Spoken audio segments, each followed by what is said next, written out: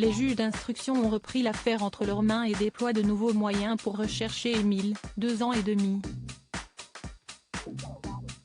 Des moyens spécialisés et déployés dans le Haut-Vernay. 17 jours se sont écoulés depuis la mystérieuse disparition du petit Émile, 2 ans et demi. Alors qu'il était chez ses grands-parents dans leur résidence secondaire du Haut-Vernay, il s'est volatilisé. Ont eu lieu de suite d'importantes fouilles, ainsi que des battues auxquelles la famille a notamment participé. Puis, la vingtaine d'enquêteurs de la section de recherche de Marseille a dû quitter le terrain et met désormais tout en œuvre pour recouper toutes les informations dans l'espoir de comprendre ce qu'il s'est passé. Mais alors qu'une information judiciaire a récemment été ouverte, les 2 juges d'instruction déploient de nouveaux moyens pour résoudre l'affaire. Si est ce que BFM TV nous apprend ce mardi 25 juillet. Des recherches sont actuellement menées dans le secteur du Haut-Vernay, alors qu'enquêteurs et journalistes avaient fini par déserter les lieux. Cette fois-ci de nouveaux moyens ont été déployés puisque l'on peut compter sur des chiens spécialisés dans la recherche de restes humains, ainsi que des drones dépliés dans tout le secteur. Il peut s'agir d'approfondir les recherches déjà entreprises, ou voir de si de nouvelles pistes apparaissent, font savoir nos confrères ce jour.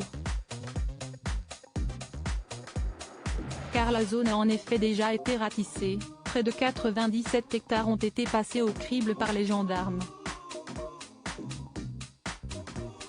Mathias Tesson, journaliste police-justice de BFM TV fait savoir que cela témoigne de la volonté des 2 juges d'instruction de continuer à être actifs dans cette enquête. Jusqu'ici, aucune piste ne peut être écartée ou privilégiée. Mais cela n'empêche néanmoins pas de nombreux habitants d'avoir leur vision de l'affaire. Ainsi, au Haut-Vernay, on ne peut empêcher certains d'avoir des suspicions sur la famille, comme l'a fait savoir Paris Match. Pour un couple, le clan est suspect et un homme qui a participé aux premières battues a pointé du doigt l'attitude du père et du grand-père d'Émile, trouvant ces derniers vraiment nonchalants et notant une ambiance bizarre. D'autres habitants ont jugé que les membres de la famille étaient trop calmes, trop maîtres de leurs émotions. Enfin, confidence étonnante, selon Monseigneur Emmanuel Gaubiliard, évêque de Digne, le procureur lui aurait fait savoir que, dans 80% des cas, dans ce genre d'affaires, le coupable se trouve dans la famille.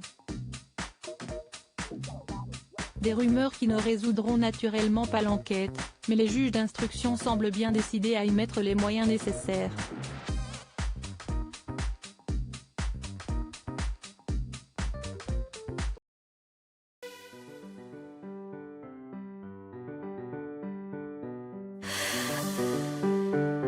The man I love just had